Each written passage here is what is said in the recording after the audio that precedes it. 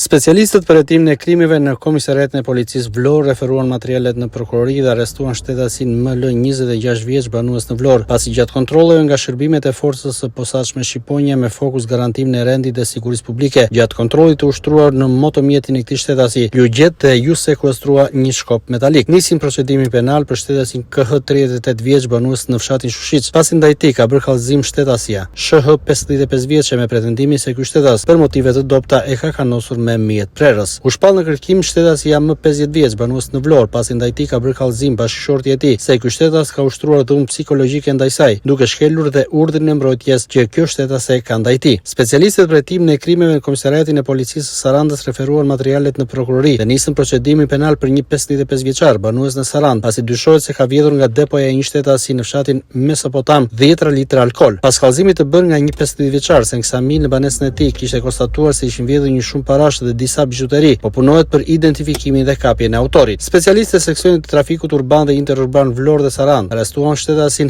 HC 24 vjeç banues në Francë, pasi më datë 11/6/2025 në rrugën On Zhermi Sarandë është konstatuar nga shërbimet e policisë duke drejtuar automjetin në gjendje të dheur. U referuan materialet në prokurori për vlerësim, pasi më 11/6/2025 në korsinë e biçikletave në rrugën Murat Tërbaçi Vlorë, një 38 vjeçar banues në Gjermani, duke drejtuar një monopatin elektrike, dyshohet se ka humbur kontrollin mbi drejtimin e mjetit elektrik dhe është rrëzuar. Si pasojë, 38 vjeçari ka mbetur i dëmtuar dhe aktualisht ndodhet në spital në kujdesin e mjekëve. Materialet ju referuan prokurorisë për veprime të mëtejshme.